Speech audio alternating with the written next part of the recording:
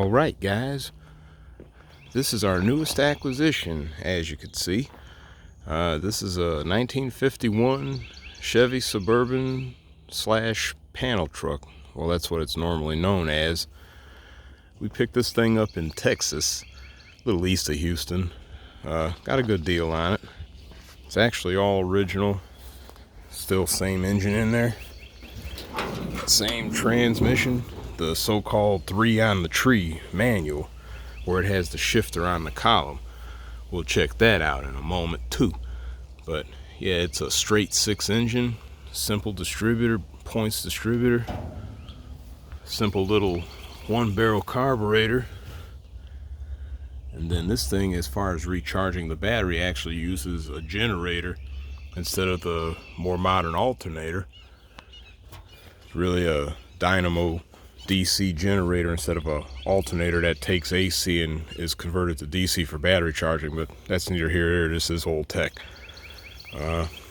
See, you still got a original radiator. You got the grill, which is in a little need of repair. Same thing with the front bumper. The headlights and the headlight buckets are actually about the best thing on here, as you can see. But all the metal is still there. Hood, fenders, door panels.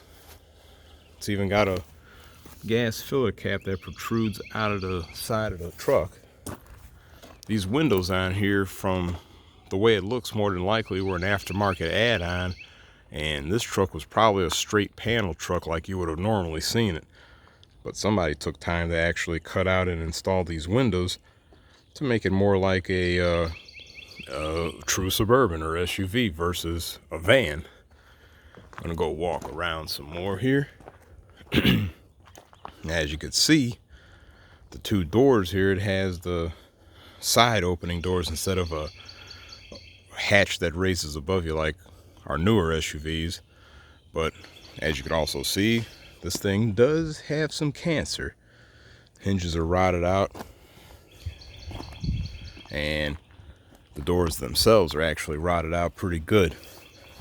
But luckily, there are plenty of catalogs out there that sell the parts for these things, so you could almost build a whole nother truck out of a catalog. All you need is just a good platform to start with. Got the rear bumper right here. This thing's actually got a full hitch on here, so this thing is probably more than capable of dragging some weight around because, well, it is a Suburban. Its pickup truck equivalent was equivalent to your 1500 trucks of today.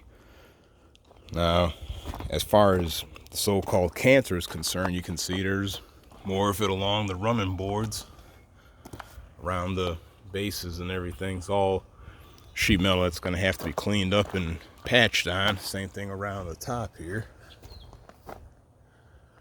Going to have to do a lot of metal patching work. As far as these hinges are concerned, more than likely, if I don't find a whole replacement hinge that I could re-weld into this metal, I'll probably have to do some fabrication where I end up cutting some hinges out of a later model van or something. We'll figure that out though. But going around the other side, obviously same thing with the windows, same thing with the cancer too. Got wear.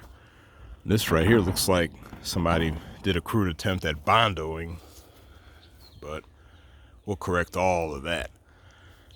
Same thing around here. These rear fender flares are actually in decent shape, all things considered. But the rest of this metal is pretty solid.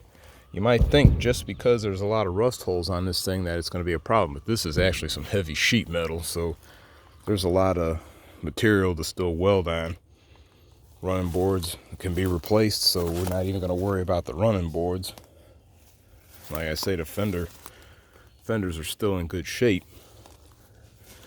Now, the funny thing about these wheels is this shares the same bolt pattern, the 6 by 5.5 inch, which probably every Suburban, Tahoe, 6-lug pickup truck, even some Toyotas and other foreign brands share the same bolt pattern, so finding replacement rims will not be a problem. Opening the door, you can look at the door. The driver's door is still pretty solid. Rusty, but still solid for all intents. It will need a replacement glass. Really, these doors are probably going to just get gutted out and cleaned up as best as possible and all the innards replaced. But looking inside, you can see that the interior is pretty Spartan by normal standards. You just have these couple of gauge clusters in the dash here. Nothing fancy.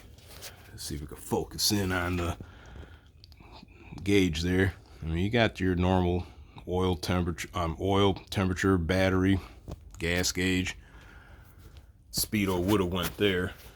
Ironically, I seen that there's GPS speedometers for when you turn one of these things into some kind of hot rod and the powertrain is no longer original, which is cool with me. Looking even further inside, you can see this thing does not have any kind of radio and other fancy crap. Well, you got a glove box, wiper control, there's a couple little knobs, switches, whatever.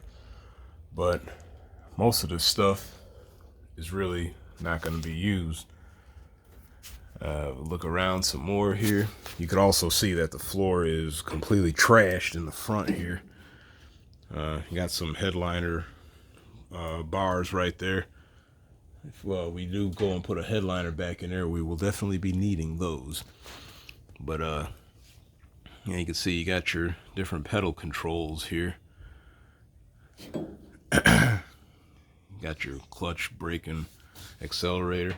Now, this would actually date me ahead in that round button right there. I'm guessing that this might be some type of starter, because I don't know if this switch here is just a straight switch for the ignition switch right there. But either way, if that's the case, that would be kind of cool to retain that. I would like to have that feature. It would actually be a good anti-theft thing, really. Then of course you got your floor dimmer switch for the high beams, park and brake. But yeah, like I say, the interior is pretty Spartan by normal standards. You don't have a whole lot of plastic moldings and panels and other crap like that. And the other cool thing about this truck too is looking inside, you see this thing still has a wooden bed just like the old pickup trucks, especially the pickup truck equivalent of this year. But this is a longer length wooden panel floor, so we're gonna have to do a little hunting to find the replacement bars and all that stuff, but we will find that. And if not, we may have to do some fabricating, but either way, it will get done. We are going to keep this wooden floor. That's one thing. But looking through the rest of it, yeah, you got some more cancer here and there. No big deal.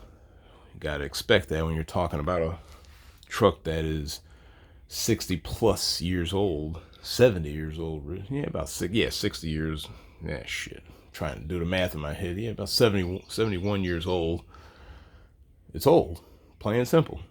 For it to even be in this condition is actually amazing, because whenever you see these things, they're either fully restored, cherried out looking gems, or they're completely rusted into the ground. This one is not completely rusted into the ground, as it was actually able to still hold its shape, transitioning from the ground to the trailer, from the trailer back to the ground.